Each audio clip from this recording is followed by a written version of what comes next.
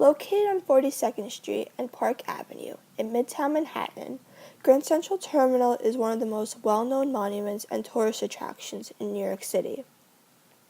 Many commuters know Grand Central as a terminal that gets them from point A to point B. In the past, there have been two other stations that previously occupied its spot, Grand Central Depot and Grand Central Station, but they have since been demolished.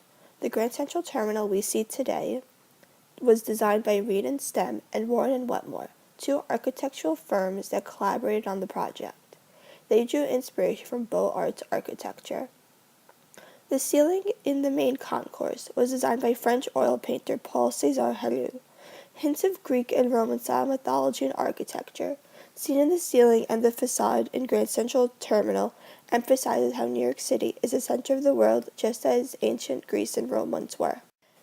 In the main concourse of the terminal, one is able to see a mural of the constellations of the winter zodiac, which are Aquarius, Pisces, Aries, Taurus, Gemini, and Cancer, along with Orion and Pegasus.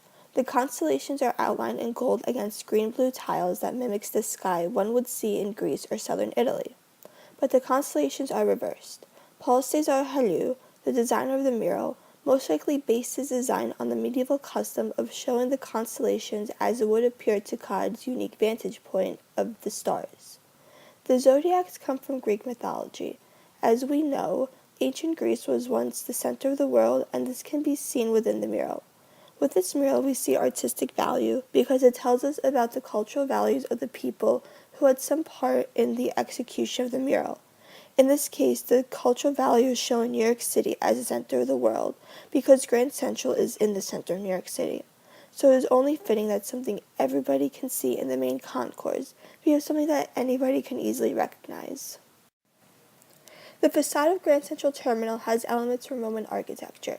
The style is Beaux Arts architecture, which is a type of neoclassic architectural style. There is a triumphal arch in the front of the terminal, which mimics those of Rome.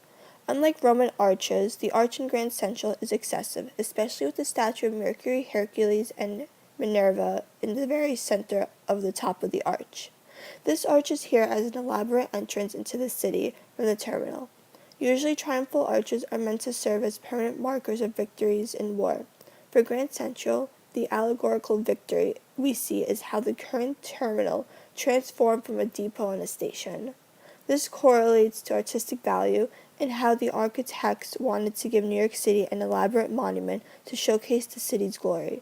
Because the terminal is in the center of New York City, it is appropriate to have this triumphal arch, as it is a reminder that the entirety of Grand Central Terminal draws its influence from Roman architecture. Throughout Grand Central Terminal, we see Roman and Greek influence in the architecture and the mythology in both the ceiling and the facade. This all relates to how the terminal is the center of New York City and how New York City is made to be seen as the center of the world, just as ancient Greece and Rome once were. Artistic value is seen in both the ceiling and the facade in order to capture the cultural values the architecture of the terminal and the artists of the ceiling had. Greek influence is seen within the use of the mythology of the ceiling. Roman influence is seen throughout the facade and in the statue on top of the arch. With all the influence from these ancient civilizations, it is safe to say that New York City is truly the center of the world.